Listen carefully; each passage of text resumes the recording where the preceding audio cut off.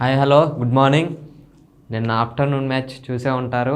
ఈ వీడియోలో ఈ మ్యాచ్ గురించి అండ్ నిన్న నైట్ జరిగిన మ్యాచ్లో హైలైట్స్ అండ్ ఈరోజు ఆఫ్టర్నూన్ మ్యాచ్, దాని తర్వాత ఈరోజు నైట్ మ్యాచ్, మొత్తం 4 మ్యాచెస్ గురించి ఈ వీడియోలో మాట్లాడుకుందాం షార్ట్గా. ఫస్ట్ వచ్చేసి జీటీ వర్సెస్ డీసీ 200+ బాగానే కొట్టారు టాస్ గెలిచి. మరి తెలీదు అసలు వాళ్ళు ఎందుకు తీసుకున్నారు ఏంటని. అయినా సరే 200+ కొట్టారు. ఇంతవరకు హిస్టరీలో డీసీ 200+ కొట్టి ఒక మ్యాచ్ కూడా ఓడిపోలేదు. అండ్ అదే టైం 200+ ఇంతవరకు జీటీ చేజ్ చేయలేదు ఎప్పుడు, ఒక్కసారి కూడా. అవి రెండు నిన్న మ్యాచ్లో జరిగాయి. ఇది హైలైట్ ఈ మ్యాచ్లో.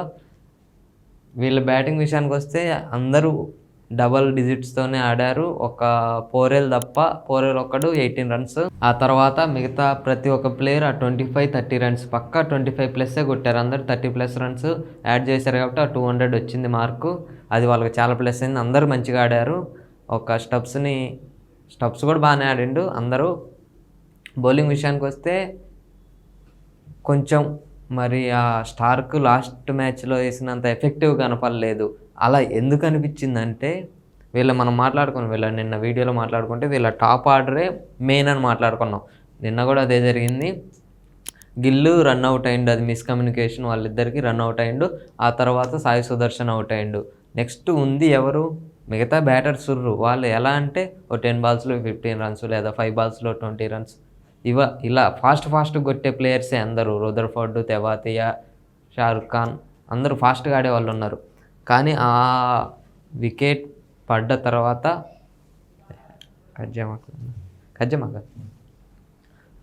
పడగానే అమ్మటే బట్లర్ వచ్చిండు. బట్లర్ వికెట్ ఒక్కటి తీస్తే డీసీ విన్ ఫిక్స్ అయిపోయి ఉన్నారు. బట్ బట్లర్ మాత్రం చాలా అంటే చాలా బాగా ఆడాడు. బట్లర్తో పాటు రదర్ఫోర్డ్ కూడా బిల్డ్ చేసిండు. ఆ రన్స్ కొంచెం యాడ్ చేసుకుంటూ మధ్యలో చేసిండు. 14th ఓవర్ ఫస్ట్ బాల్ ఒక 4 కొట్టిండు. ఆ తర్వాత లైన్గా మిగతా 4 balls 4లు. ఒకే ఓవర్లో స్టార్క్ని బట్లరు 5 4లు కొట్టిండు. 5 4లు 14th ఓవర్లో. అసలు అక్కడ టర్న్ అయిపోయింది. రదర్ఫోర్డ్ కూడా మంచిగా కొట్టిండు 6లు 4లు. అసలు గెలవరు అనుకున్న మ్యాచ్ని గెలిపించారు వీళ్ళు. బౌలింగ్ కొంచెం వీక్ అనిపించింది. వీళ్ళు మాత్రం మాట్లాడుకున్నట్టు టాప్ ఆర్డర్ మొత్తం ఒకళ్ళు కాకపోయినా ఒకళ్ళు పర్ఫామ్ చేస్తూనే ఉన్నారు. అది చాలా హైలైట్. టేబుల్ టాపర్స్ ఇప్పుడు వీళ్ళే. ఇది ఈ మ్యాచ్లో హైలైట్స్. ఇప్పటి వరకు నేను చెప్పింది మీకు నచ్చుంటే సబ్స్క్రైబ్ చేసుకోండి. నెక్స్ట్ వచ్చేసి ఆర్ఆర్ వర్సెస్ ఎల్ఎస్జి నిన్న ఈవినింగ్ మ్యాచ్ ఇది. ఇందులో సంజు లేడు, అది వాళ్ళకి మైనస్ అనుకున్నాం. సంజు లేకపోవడం ఒక సిచ్యువేషన్లో ప్లస్ అనిపించింది. ఎందుకంటే ఆ చిన్నపిల్లాడు 14 years వైభవ్, ఆ ప్లేయర్ వచ్చి అసలు జైస్వాల్తో పాటు జైస్వాల్ని డామినేట్ చేసిండు. నార్మల్గా జైస్వాలే ఆపోజిట్ ప్లేయర్ని డామినేట్ చేస్తాడు బ్యాటింగ్తో. ఆ 6లు 4లు కొట్టి జైస్వాల్నే 14 years బాబు డామినేట్ చేసేసిండు. మామూలు బ్యాటింగ్ చేయలే. ఆ ఫస్ట్ బాలే వచ్చిండు. ఫస్ట్ బాల్ ఫేస్ చేసిన ఫస్ట్ బాలే 6 కొట్టిండు కూడా శార్దుల్ ఠాకూర్ని. మళ్ళీ అసలు మామూలు బ్యాటింగ్ కాదు వాళ్ళు ఆడిన బ్యాటింగ్. ఆ ఫస్ట్ వికెట్ వచ్చిన పార్ట్నర్షిప్కి మ్యాచ్ సింపుల్ గెలవాలి, కానీ పోయింది. లాస్ట్ మ్యాచ్ ఎలా ఓడిపోయారో ఈ మ్యాచ్ కూడా అలానే ఓడిపోయారు. మనం మాట్లాడుకుంటే ఆర్ఆర్లో ఆ మిడిల్ ఆర్డర్ కరెక్ట్గా లేదు. లాస్ట్కి వచ్చే హిట్టర్స్ అసలు హెట్మైరు లేడు ఫామ్లో. అసలు ఈ సీజన్లో ఒక్క మ్యాచ్ కూడా పర్ఫెక్ట్గా ఆడలేదు. వాళ్ళు గెలిచిన 2 మ్యాచ్ల్లో కూడా. హెట్మైర్ అయితే ఆ ఫామ్లో లేడు. నాకు తెలిసి హెట్మైర్ని ఆపేసి వేరే ప్లేయర్ని తీసుకొని రావడం చాలా బెటరు.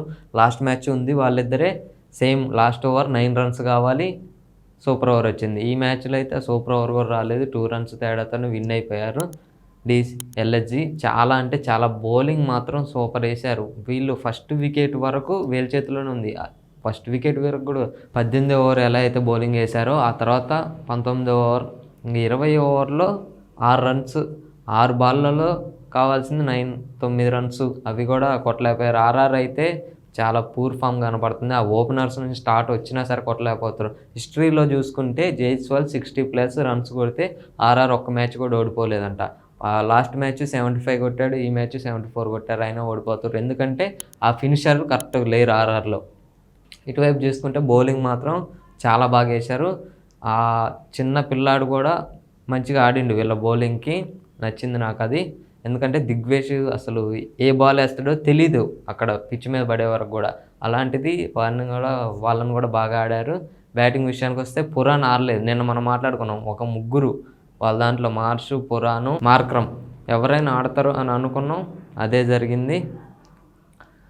వాళ్ళు పురాణ్ పోయిండు, మార్ష్ పోయినా సరే తర్వాత మంచిగా బిల్డ్ చేసుకున్నారు. మంచి స్కోర్ అయితే పెట్టారు. లాస్ట్ ఓవర్లో నాకు తెలిసి ఆ సూపర్ ఓవర్ లాస్ట్ మ్యాచ్ పోవడానికి కారణం వీళ్ళల్లో బౌలింగే అనిపించింది. నిన్న మ్యాచ్ పోవడానికి కూడా వీళ్ళ బౌలింగ్. ఎందుకంటే సందీప్ శర్మ వేసిన బౌలింగ్ లాస్ట్ ఓవర్లో 27 రన్స్ వచ్చినాయి.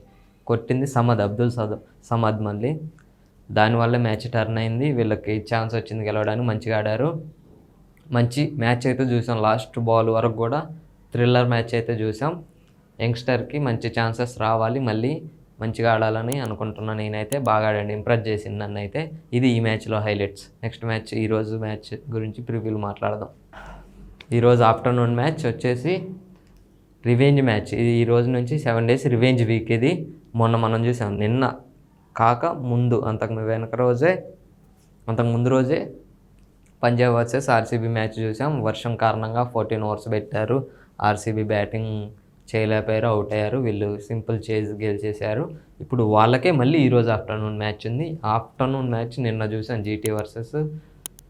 అది ఎంత ఎండ్ ఎఫెక్ట్ కనిపించిందో చూసాం. టాస్ గెలిచిన వాళ్ళు ఏం తీసుకుంటారు అనేది ఇంపార్టెంట్ ఇక్కడ. చూడాలి మరి ఏం జరిగిద్దో.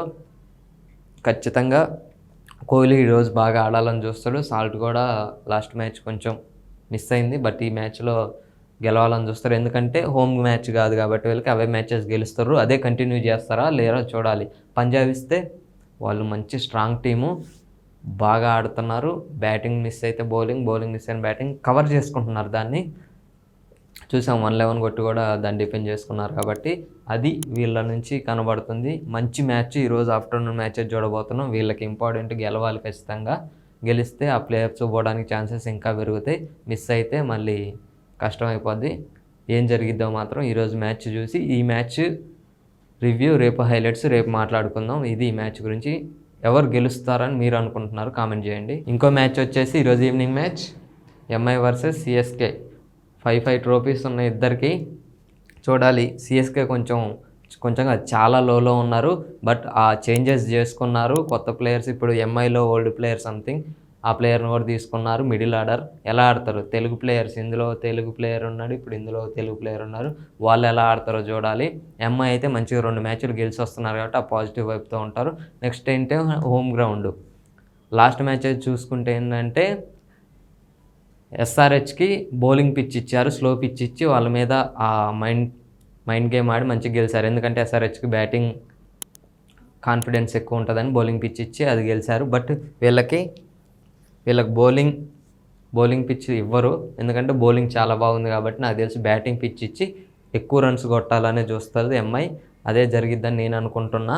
చూద్దాం మరి ఏం జరిగిద్దో. రోహిత్ శర్మ ఈ మ్యాచ్ ఎలా ఆడతాడు, ఎందుకంటే ధోని, రోహిత్ శర్మ ఆపోజిట్. ఇప్పుడు ఇద్దరు పెద్ద ప్లేయర్లు ఉన్నారు ఇందులో. ఎలా ఆడతారు వాళ్ళిద్దరు. ధోని అయితే మంచిగా ప్రాక్టీస్ చేస్తుండు, రోహిత్ శర్మ కూడా ప్రాక్టీస్ చేస్తుండు. ధోని కొంచెం ఒక 4 wickets డౌన్ అలా వస్తే ఎక్కువ రన్స్ కొట్టే ఛాన్సెస్ ఉంటుంది. రోహిత్ శర్మ అయితే ఓపెనర్గా వస్తాడు కాబట్టి చూడాలి మరి. ఆ రన్స్ లాస్ట్ మ్యాచ్లో 20+27 అలా కొట్టాడు. ఒక 50గా కన్వర్ట్ చేయాలి ఈ మ్యాచ్లో. అలా చేస్తే ఎంఐ కొంచెం ఆ పాజిటివ్ వైపు ఉంటుంది. నెక్స్ట్ ఆడేవాళ్ళు కూడా ఫ్రీగా ఆడగలుగుతారు కాబట్టి రోహిత్ శర్మ నుంచి కూడా రన్స్ రావాలనుకుంటున్నా. చూద్దాం ఏం జరిగిద్దో మరి ఈ మ్యాచ్. దీంట్లో హైలైట్స్ రేపు మాట్లాడుకుందాం.